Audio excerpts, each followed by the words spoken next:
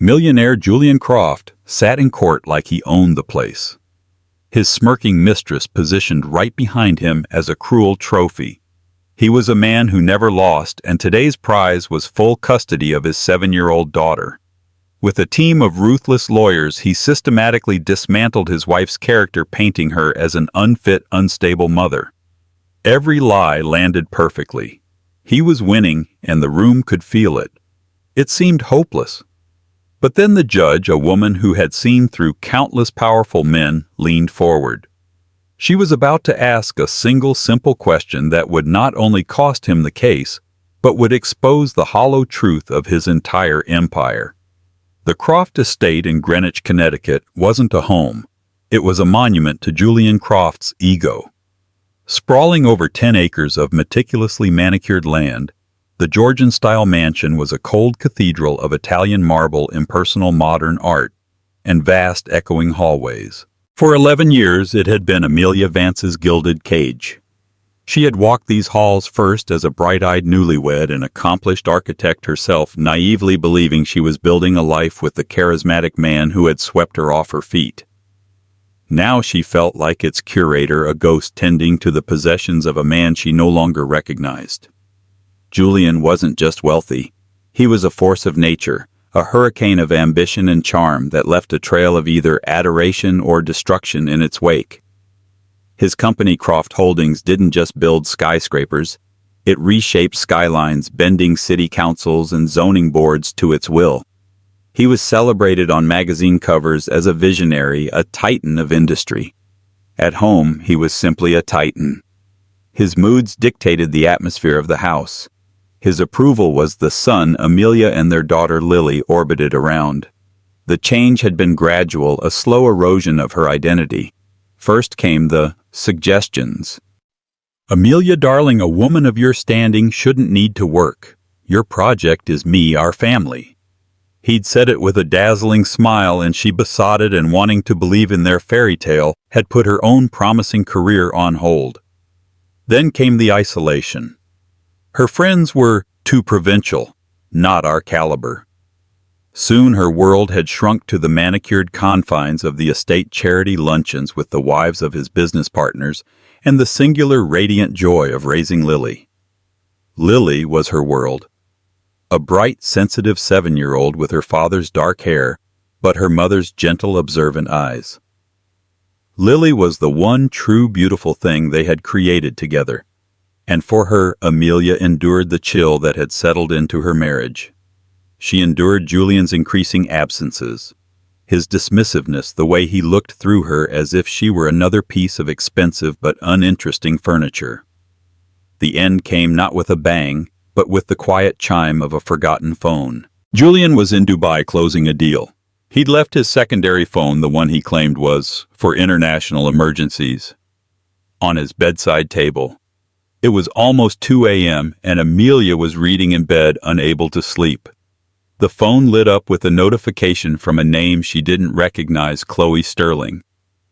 "Can't stop thinking about our weekend in the Hamptons. You looked incredible. The way you handled that investor, so powerful. I've already booked the penthouse at the Carlisle for your return. Can't wait to celebrate." Amelia's blood ran cold. It wasn't just the words. It was the casual intimacy, the assumption of a shared future. Her fingers trembling navigated the phone's unlocked screen. She didn't have to look far. There were photos, dozens of them.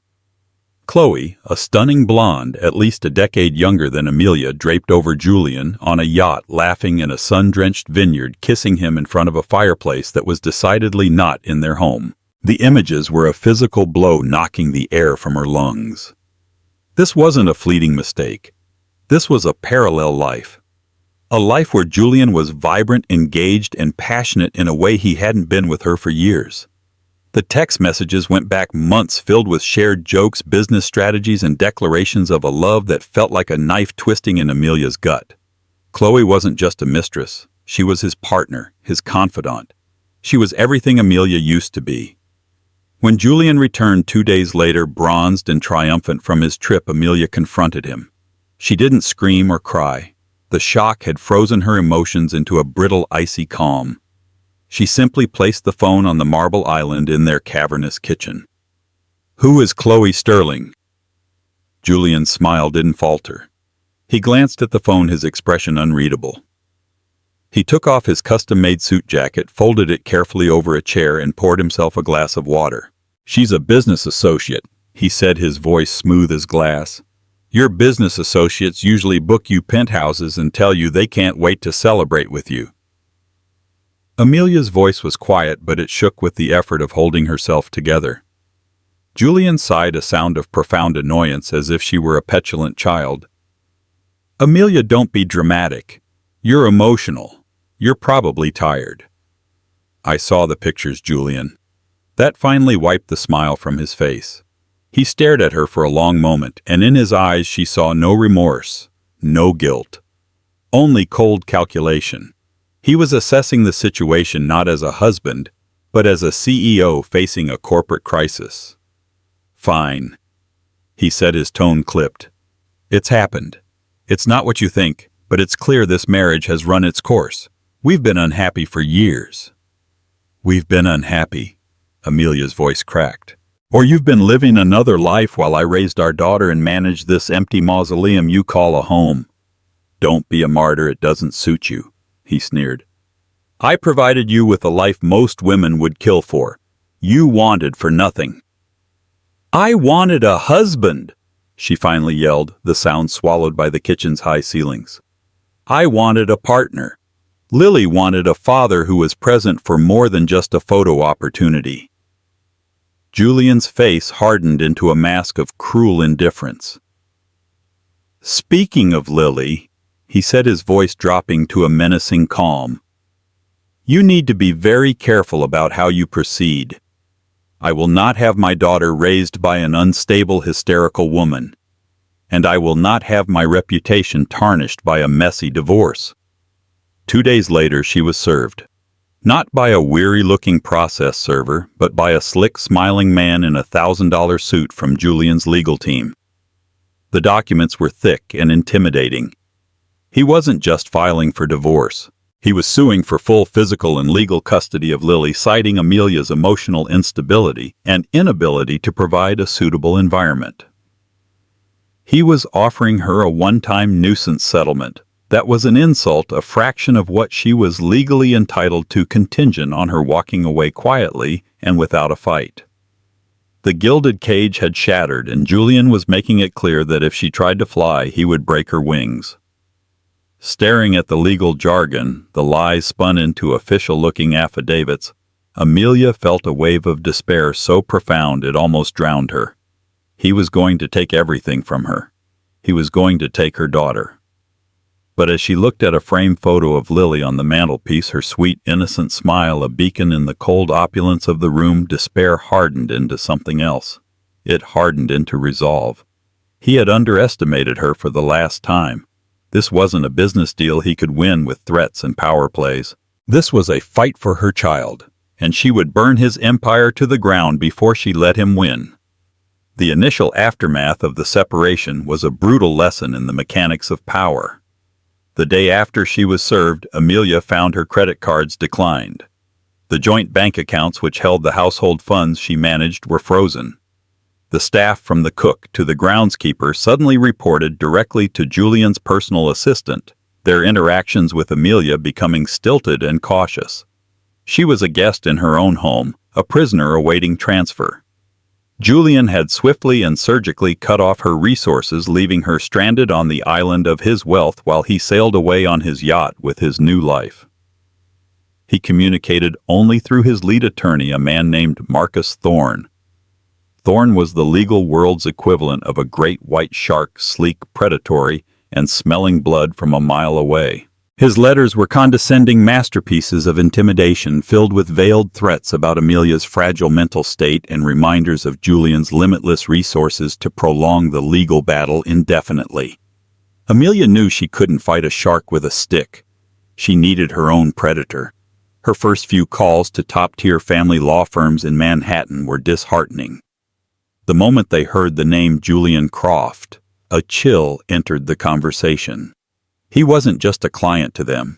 He was a potential client, a source of immense billable hours they didn't want to alienate by representing his soon-to-be ex-wife. They offered her referrals to smaller, more suitable firms. It was a polite but firm rejection.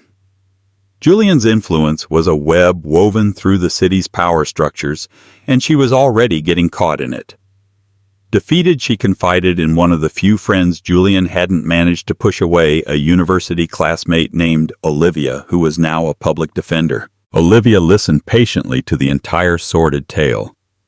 "They're all terrified of him, Liv," Amelia said, her voice hollow, sitting in Olivia's cramped, cluttered office that felt a world away from her Greenwich mansion. "He's buying his way to a win before we even step into a courtroom." Olivia tapped her pen on a legal pad. "The big firms won't touch this because they play in the same sandbox as Croft. They have too much to lose. You don't need a shark who's part of his ecosystem. You need a wolf, someone who hunts outside the pack." She scribbled a name and number on the pad and pushed it across the desk. "Ava Chen. She's brilliant, she's tough, and she hates bullies. She made partner at her firm by taking on impossible cases and winning them. She won't be intimidated by Julian Croft's money." The offices of Chen and Associates were a stark contrast to Marcus Thorne's polished mahogany and glass fortress. They were functional, modern, and unassuming. Ava Chen herself was a woman who radiated a quiet, focused intensity. She was dressed in a simple but impeccably tailored pantsuit, her dark hair pulled back in a severe bun. She listened to Amelia's story without interruption, her eyes sharp and analytical, missing nothing. When Amelia finished, her voice thick with unshed tears, Ava leaned back in her chair. "Let me be clear, Mrs. Croft." "Vance," Amelia corrected her the first time she had done so. "My name is Amelia Vance." A small approving smile touched Ava's lips. "Ms. Vance, your husband's strategy is classic scorched earth narcissism. He's not trying to prove he's a better parent. He's trying to psychologically break you so you surrender. He believes his money makes him invincible. Our job is to prove him wrong." Ava agreed to take the case on a contingency basis, fronting the costs against a future settlement, an act of faith that brought tears to Amelia's eyes. The first order of business was getting Amelia out of the hostile environment of the estate. Ava's team filed an emergency motion, and within a week, a judge had ordered Julian to release enough funds for Amelia to secure new housing and cover her living expenses, pending the final divorce decree. Amelia found a small 2-bedroom apartment in a modest building in a neighboring town. After years of echoing marble hallways, the compact space felt like a warm embrace. She and Lily spent the first weekend painting Lily's room a sunny yellow, their laughter echoing in the empty rooms. For the first time in years, Amelia felt a sense of ownership of building something that was truly hers. But Julian's assault was relentless.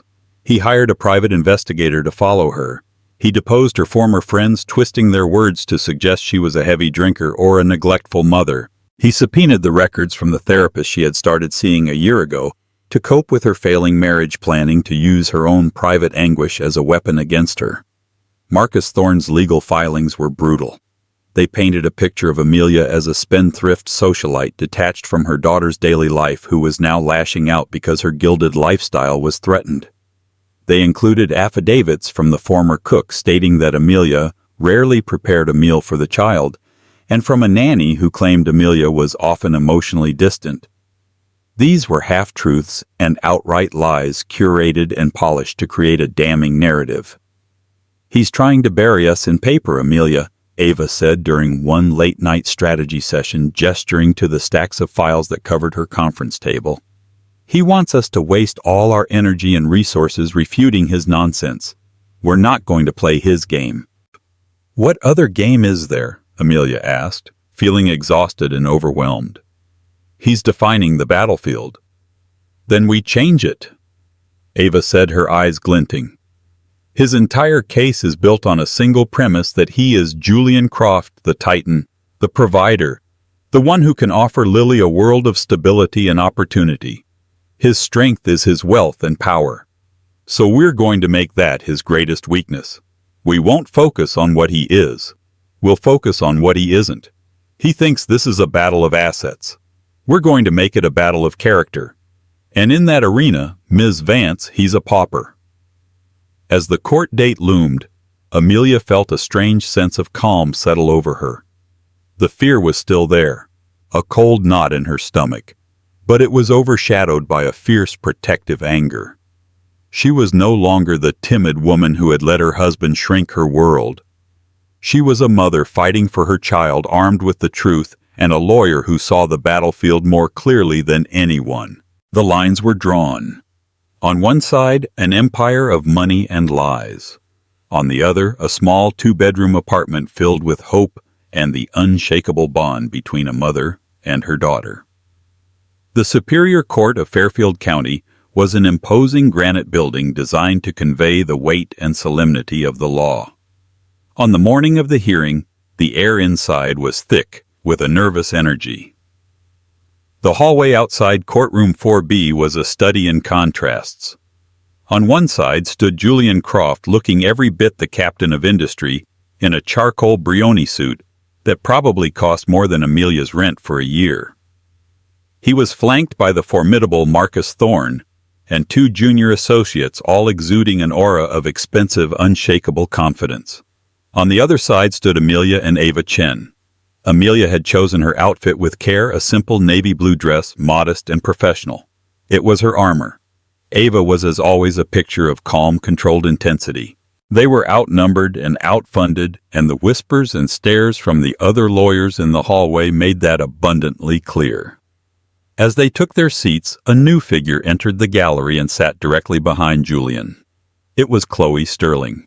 She was dressed in a cream-colored silk dress that was both elegant and subtly provocative.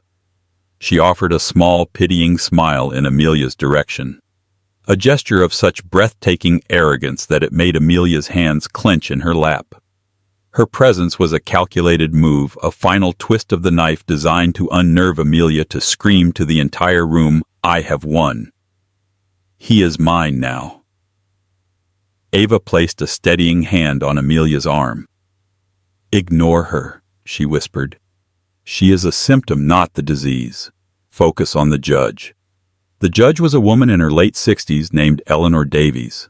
She had a reputation for being sharp, impatient with theatrics, and possessing an almost supernatural ability to see through deception. She entered the room, her robes swishing, and the air crackled with authority. The room fell silent. The proceedings began with Marcus Thorne. He rose with the fluid grace of a seasoned performer, his voice filling the courtroom, rich, resonant, and persuasive. He began by painting a glowing portrait of Julian Croft, a pillar of the community, a philanthropic visionary, and a father who wanted nothing more than to provide his beloved daughter Lily with the stability and unparalleled opportunities that only he could offer. "Mr. Croft has built an empire from the ground up," Thorne declared, gesturing towards his client. "An empire he wishes to share with his daughter. He can provide her with the best education, the safest environment, the most enriching experiences. A life of security." Then he turned his attention to Amelia, and his tone shifted from reverence to a kind of sorrowful condemnation. "And what can the petitioner, Ms. Vance, offer? A life of uncertainty. A life clouded by her own admitted emotional struggles." He held up a file. "We have here, Your Honor, records from Ms. Vance's therapist sessions, for which my client graciously paid. They detail feelings of anxiety, of being overwhelmed, of deep-seated unhappiness. Are these the hallmarks of a stable parental figure?" He called the former nanny to the stand, a young woman who looked terrified.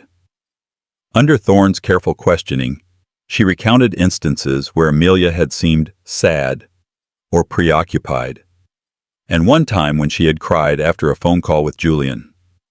Thorne framed it all as evidence of profound instability. A mother who is constantly on the verge of an emotional breakdown, Thorne summarized, is not a mother who can provide the consistent positive environment a 7-year-old child needs. When it was Amelia's turn to take the stand, her heart pounded against her ribs. Every eye in the room was on her. Thorne's cross-examination was a masterclass in psychological warfare. He was polite, almost gentle, but his questions were laced with poison. Ms. Vance, you claim to be a devoted mother, yet you have no independent income, do you? I gave up my career at my husband's request, Amelia said, her voice steady. At his request, Thorne repeated, letting the words hang in the air. Or was it because the pressures of a career were simply too much for you, as you later found the pressures of motherhood to be— Objection, Ava called out. Counsel is mischaracterizing. Sustained. Judge Davies said, her eyes fixed on Thorne. Move on, Mr. Thorne. Thorne moved on, but the damage was done. He twisted her love for Lily into an obsessive, suffocating dependency. He portrayed her decision to leave the estate as an impulsive, reckless act that had needlessly uprooted her daughter. He brought up her lack of a job, her reliance on the court-ordered funds, painting her as a helpless dependent. So to be clear, Ms. Vance, Thorne concluded, standing directly in front of her, you have no job. You live in a temporary apartment paid for by my client. You have a documented history of emotional distress. And you believe you are a better choice to raise this child than her father, a successful, stable, and eminently capable man. Is that correct? Amelia looked past Thorne, past Julian's smug expression and Chloe's triumphant smile, and met Judge Davies's gaze. I believe, she said, her voice clear and ringing with a conviction she didn't know she possessed, that a child's well-being is not measured in square feet or bank balances. It is measured in love, attention, and security. The kind of security that comes from knowing you are the most important person in your parents' world. I can give my daughter that. Her father, for all his wealth, cannot. A murmur went through the courtroom. Thorne, looking momentarily thrown by her directness, sneered slightly. Nothing further, Your Honor. As Amelia stepped down, her legs shaking, she felt a profound sense of dread. Thorne had been effective. He had woven a compelling narrative of a capable father and an unstable mother. She looked at the jury of faces in the room, the clerks, the bailiffs, and saw doubt. She looked at Chloe, who was now whispering something in Julian's ear, both of them smiling. They thought they had already won. The theater was going according to their script. When the court resumed after a short recess, the atmosphere was still charged with the residue of Marcus Thorne's performance. Julian Croft sat back in his chair, the picture of a man wronged but confident of his ultimate vindication. Amelia felt a knot of dread tighten in her stomach. The truth felt flimsy against the weight of Julian's carefully constructed fiction. Then Ava Chen rose. She didn't have Thorne's booming theatricality. Her presence was quieter, more focused, like the steady, lethal hum of a high-voltage wire. Your Honor, she began, her voice crisp and clear.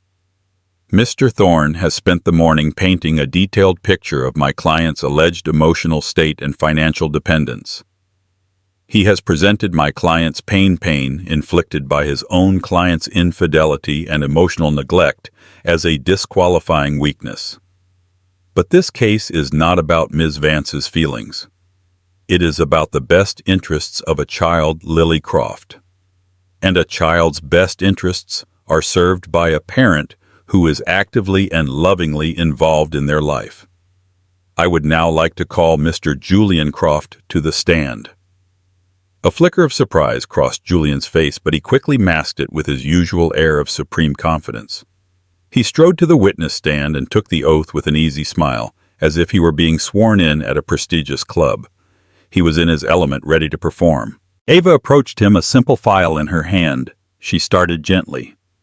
Mr. Croft, you are the CEO of Croft Holdings, is that correct? It is, he said, his voice smooth. It's a multi-billion-dollar international real estate development firm. Among other things, yes. He was practically preening. Your work requires a great deal of travel, does it not? It does. Building a global company requires a global presence. Of course, Ava said. And you pride yourself on your attention to detail, I imagine. Knowing the specifics of every major project, the names of your key investors, the fine print on every contract. Absolutely, Julian said, puffing his chest out slightly. Details are everything. That's why I've been so successful. I have no doubt, Ava said, her tone neutral. Now let's talk about another project you've been involved in for the past 7 years. Your daughter, Lily. Julian's smile tightened. She's not a project. She's my daughter, and I love her very much. Wonderful, Ava said, opening her file. Then you shouldn't have any trouble with these questions. As a detail-oriented man who loves his daughter, you would of course be familiar with the specifics of her life. Who is Lily's current teacher at school? A beat of silence. Julian's eyes darted momentarily toward Marcus Thorne, who sat impassive. It's Mrs. Davison, he said, a hint of uncertainty in his voice. It's Ms. Albright, Ava corrected him gently. Mrs. Davison was her kindergarten teacher 2 years ago. An easy mistake to make, I suppose. Tell me, Mr. Croft, what is Lily's favorite book right now? The one she asks her mother to read to her every night. Julian shifted in his seat. She likes princess stories. All the classics. It was a vague, generic answer. Her favorite is The Girl Who Drank the Moon, Ava supplied. She's moved on from princesses. What about her best friend, the little girl she has playdates with almost every weekend? The color was starting to drain from Julian's face. He was a CEO being quizzed on data points he had never bothered to acquire. I believe her name is Emily. It's Sophia, Amelia whispered, a tear tracing a path down her cheek. Her best friend's name is Sophia. Ava said, her voice a little louder now for the whole court to hear. They've been inseparable for a year. Amelia has hosted Sophia's last birthday party. Ava took a step closer. Her questions came faster, each one a small, precise jab. Does Lily have any allergies, Mr. Croft? No, he said, trying to sound definitive. She has a mild allergy to peanuts. It's in all her school and medical records, records you submitted as evidence but clearly never read. What's the name of her pediatrician, Dr. Miller? Dr. Evans. Dr. Miller retired 3 years ago. Mom? What's the name of the stuffed bear she slept with every single night since she was 2? Julian was floundering now. His face, usually a mask of control, was a canvas of confusion and rising panic. He looked at Thorne, but his lawyer could only stare back, helpless. This wasn't about legal statutes. It was about basic human facts. She has so many toys, he stammered. His name is Barnaby, Ava said, her voice resonating with quiet power. And he is missing one of his button eyes because Lily tried to feed him a piece of Lego when she was 3. Amelia had to take her to the emergency room alone because you were in Aspen for a business weekend. The courtroom was utterly still. The edifice of Julian Croft, the all-knowing, all-powerful father, was crumbling brick by brick. His wealth, his suits, his army of lawyers, none of it could answer these simple questions. Chloe Sterling was no longer smiling. Her perfectly made-up face was tight with anxiety. The narrative had been flipped. He wasn't the engaged, loving father he claimed to be. He was a stranger to his own child, a man who had outsourced the details of her life to the very woman he was now trying to paint as unfit. Ava let the silence hang for a moment, letting the weight of his ignorance settle over the room. Mr. Croft, you've testified that you can provide Lily with a world of opportunity, but it seems you can't even provide the court with the most basic details of her current world. You've built an empire, but you don't know your own daughter. She turned to the judge. No further questions for this witness, Your Honor. Julian remained on the stand, stunned and exposed. The man who controlled Skylines had just been brought down by a one-eyed teddy bear named Barnaby, and the most damning moment was yet to come. Judge Eleanor Davies had presided over family court for 2 decades.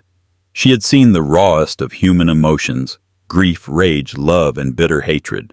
She had listened to countless parents vow to do what was best for their children, while simultaneously doing everything in their power to destroy each other. She was an expert at discerning performance from sincerity, and she had been watching the performance of Julian Croft unravel with keen analytical interest. She observed the way his confidence had evaporated under Ava Chen's simple, pointed questioning. She saw the flash of panic, the desperate glances toward his high-priced attorney, the slow dawning horror on the face of the mistress in the gallery. She saw a man who had built his case on the solid foundation of his wealth only to have it revealed as a hollow shell, devoid of the actual substance of fatherhood. Ava Chen had rested her case, but Judge Davies wasn't finished.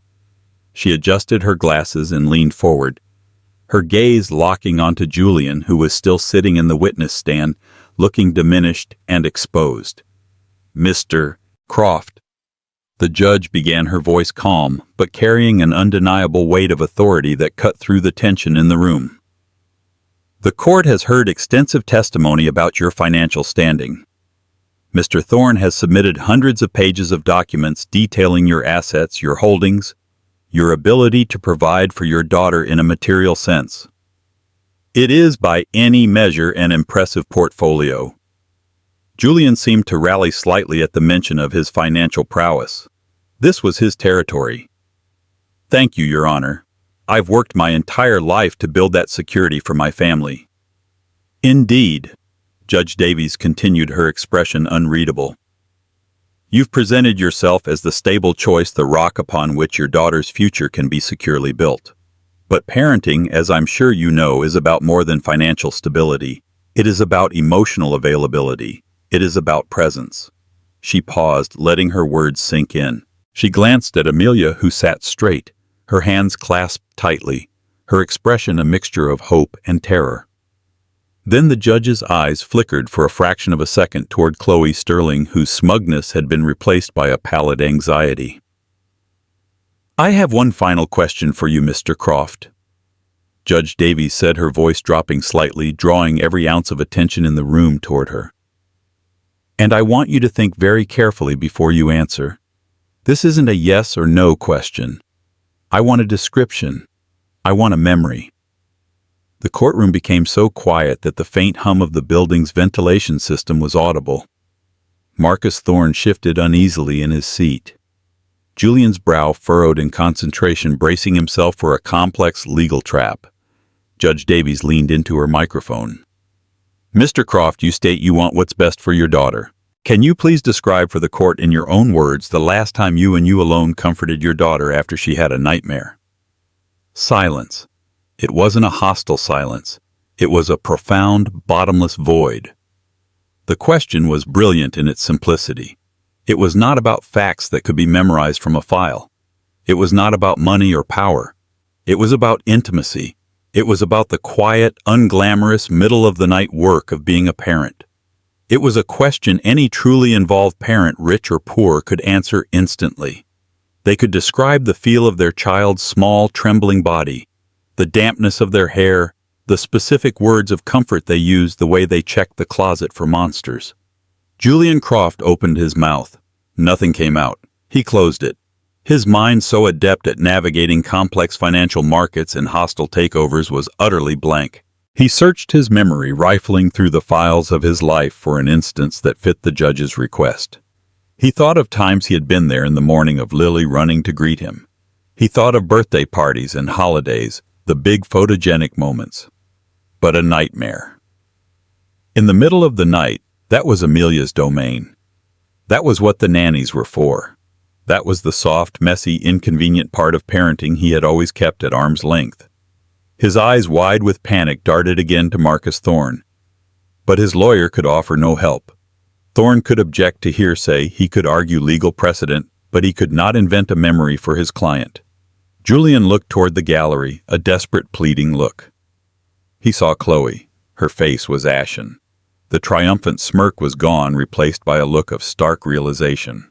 The man she had hitched her future to, the titan of industry, was being exposed not as a villain, but as something far worse in the context of this room, an absentee, an emotional void.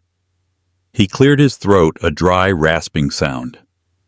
"Your Honor, there have been many times.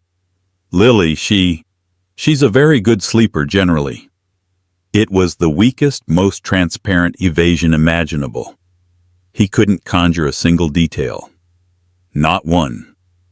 Judge Davies did not press him. She didn't need to.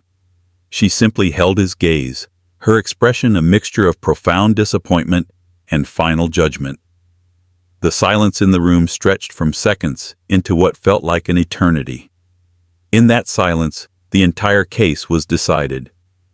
Every lie Julian had told, every aspersion he had cast on Amelia, every dollar he had spent to crush her, it all evaporated. The man who could detail the profit and loss statement of a skyscraper in Shanghai could not describe a single instance of comforting his own child in the dark. The room was silent, but everyone had heard the answer. It was the loudest thing Julian Croft had ever said in his life. Judge Davies's gavel falling sounded like a crack of thunder in the tomb-like silence of the courtroom. The verdict, when it came, was swift and decisive. After careful consideration of the testimony and evidence presented, she began her voice, leaving no room for argument.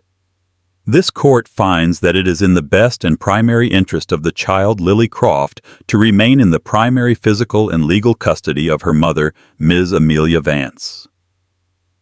A choked sob escaped Amelia's lips.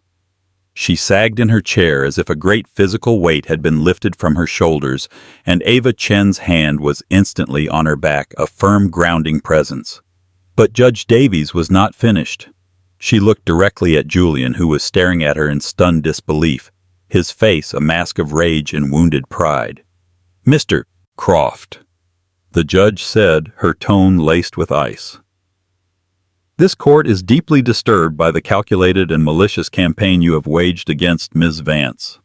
You have wielded your considerable wealth not as a tool to provide for your child, but as a weapon to punish your wife. You have attempted to twist a mother's love and a woman's pain into a narrative of instability for your own selfish gain. Your transparent lack of involvement in the fundamental day-to-day realities of your daughter's life is frankly appalling." She decreed that Julian would be granted supervised visitation once every 2 weeks. "Supervised," she repeated, emphasizing the word, "until such time as a court-appointed therapist can attest that you have made a genuine effort to build a relationship with your daughter, not as an asset, but as a human being." The financial settlement was equally stunning. The judge threw out Julian's nuisance offer, and citing his egregious conduct, awarded Amelia a settlement that was not only fair but punitive, ensuring that she and Lily would be secure for life. She ordered him to pay all of Amelia's legal fees. In essence, Julian Croft was being forced to pay for his own spectacular downfall. Julian shot to his feet. "This is an outrage!" He bellowed, his voice raw with fury. "I'll appeal! I'll take this to the Supreme Court!" "You do that, Mr. Croft?" Judge Davies said, her voice dangerously quiet. "Sit down." Marcus Thorne, pale and shaken, pulled his client back into his chair. The Titan had been brought to his knees. Across the aisle, Amelia saw Chloe Sterling rise silently and slip out of the courtroom without a backward glance. The dream was over. The winning ticket she thought she held had just been declared void. The days and weeks that followed were a blur of relief and rediscovery for Amelia. Moving into their small apartment felt less like a downgrade and more like a liberation. It was a space defined not by Julian's taste or wealth, but by their own choices. They filled it with the smell of baking cookies, the sound of Lily's laughter, and the bright, hopeful clutter of a life being lived, not just curated. Amelia started taking on small architectural consulting projects from a desk in the corner of her living room. It wasn't the high-profile work she had once done, but the feeling of creating something tangible, of earning her own money, was more satisfying than any commission she had ever received. She was building again, not with steel and glass, but with the quiet resilience of her own spirit. Lily blossomed. Freed from the oppressive, tense atmosphere of the mansion and the long absences of a father she barely knew, she became a more relaxed, joyful child. She chattered endlessly about school, about her friend Sophia, and about the adventures she and her mom would have. The nightmares became less frequent. When they did happen, Amelia was there, holding her close, whispering reassurances, her presence a solid, unwavering shield against the monsters in the dark. 6 months after the trial, Ava sent Amelia a link to a financial news article. Croft Holdings was under investigation for shareholder fraud, and its stock was in free fall. The article mentioned Julian's distracting and messy divorce as a contributing factor to the loss of investor confidence. His empire, built on an image of invincible control, had begun to crack the moment the world saw he couldn't even control a courtroom. The story noted that his high-profile girlfriend, Chloe Sterling, had recently been seen on the arm of a rival developer. Amelia read the article, and instead of feeling triumph, she felt a quiet sense of closure. Julian's world of power and prestige felt distant now, like a story about someone else. Her world was here in this sunlit apartment with her daughter's drawing taped to the refrigerator and blueprints for a small community library spread across her desk. She had walked into that courtroom a shattered woman fighting for the last piece of her life. She had walked out with everything that truly mattered. She had learned that a gilded cage, no matter how beautiful, is still a prison, and that true wealth isn't measured by what you can buy, but by what you would refuse to sell. And she would never ever sell her freedom or her daughter's happiness again. She was no longer Mrs. Julian Croft, the Titan's wife. She was Amelia Vance, architect of her own life, and the foundation was solid. 1 year after the gavel fell, the echoes of that courtroom battle had faded into a quiet, distant hum for Amelia Vance. The fear that had once been her constant companion was now a ghost. A memory she could observe with a dispassionate curiosity rather than visceral terror. Her life was no longer defined by what she had escaped, but by what she was actively building. The proof of this stood before her, rising from a once neglected lot on the edge of town, the steel and cinder block skeleton of a new beginning. It was the Phoenix House, a transitional shelter for women and children fleeing domestic abuse. After the trial, fueled by a purpose she hadn't felt in over a decade, Amelia had drawn up the plans pro bono. She presented them to a local women's charity with such passion and precision that they not only embraced the design but hired her firm, now officially Vance Designs, to oversee the entire project. Mom, look. Lily, now 8 years old and radiating the easy confidence of a cherished child, pointed towards the sky. A crane was lifting a massive steel beam into place, its operator maneuvering it with surprising grace. It looks like a giant's toothpick. Amelia laughed, a full, genuine sound that reached her eyes. It does, sweetie. And soon that whole structure is going to be a safe place for a lot of families. Lily looked from the building back to her mother, her expression serious. Because their daddies were like my daddy. The question was direct, delivered with a child's unfiltered honesty. A year ago it might have sent a spike of anxiety through Amelia. Now she knelt down to meet her daughter's gaze.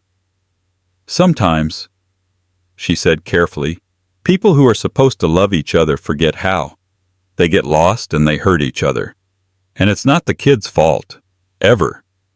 This place is for moms and kids who need to find their way back to a happy life. Just like we did. Lily seemed to accept this. She nodded, then skipped off to inspect a pile of sand, her bright pink boots a splash of color against the dusty construction site. Watching her, Amelia felt a wave of gratitude so profound it was almost dizzying. This was wealth.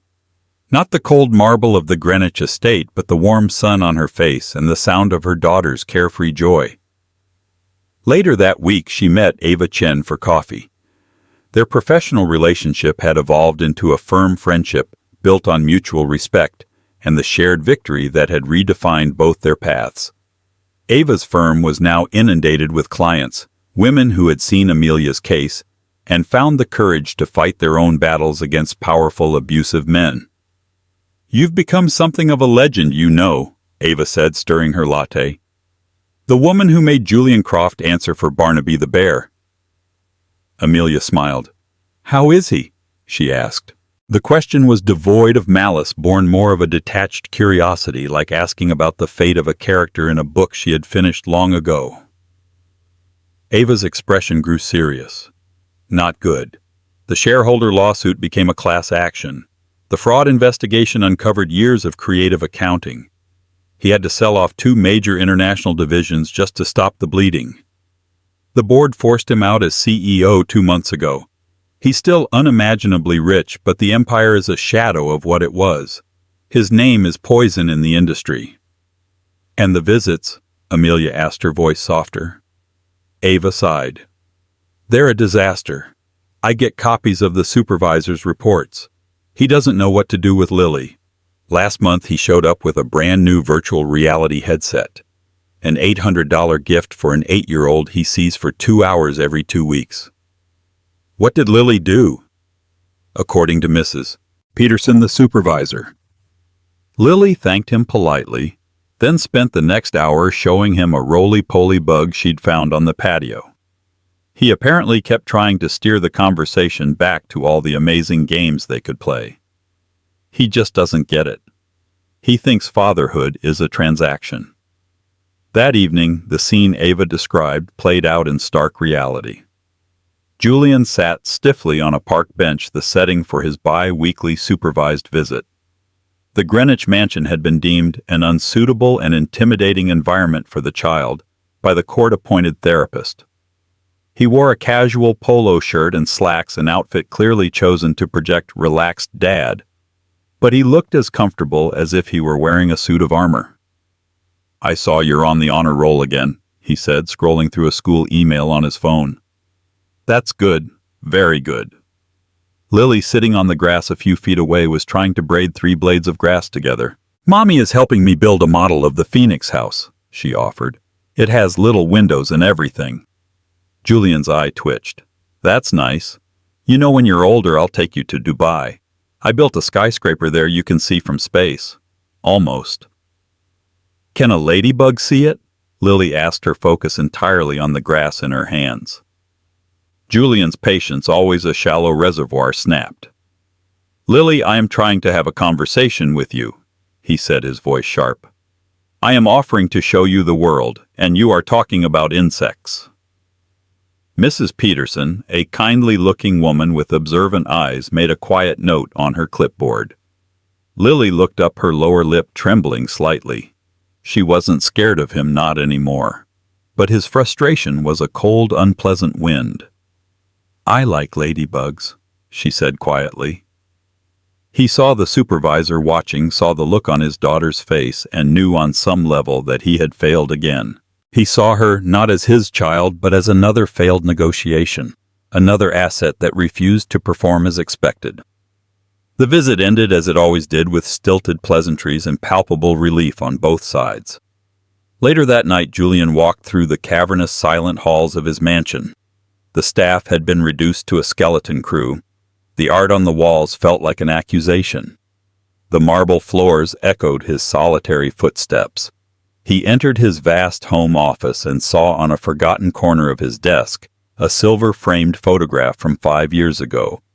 It was Amelia and a 3-year-old Lily, both laughing their heads close together at a company picnic. It was from a time before Chloe, before the coldness had irrevocably set in, a time when a different future had still seemed possible. He stared at the photo, at the ghost of the family he had possessed, but never truly valued. He had won 1,000 battles in the boardroom, acquired cities' worth of property, and amassed a fortune that could last 10 lifetimes. Yet in that silent, opulent room, surrounded by proof of his success, Julian Croft understood the crushing weight of his failure. He had demanded full custody of a child whose favorite book he didn't know, and in doing so had lost everything. He was the millionaire husband alone in his castle, utterly and completely bankrupt. Amelia's story is a powerful reminder that true strength isn't measured in bank accounts or boardrooms, but in the quiet courage to stand up for what's right, even when the odds are stacked against you. Julian Croft had an empire of wealth and influence, but his foundation was built on lies. Amelia had only the truth and a mother's fierce love, and in the end that was the only power that truly mattered. The judge's final question wasn't just a legal tactic, it was a profound lesson in what we value, revealing that the smallest acts of love and presence outweigh the grandest displays of power. If her journey from a gilded cage to a life of genuine freedom moved you, please hit that like button to show your support. Share this story with someone who needs a reminder of their own resilience, and don't forget to subscribe for more true life dramas where justice against all odds prevails. What did you think of the judge's final question? Let us know in the comments below. We read every single one.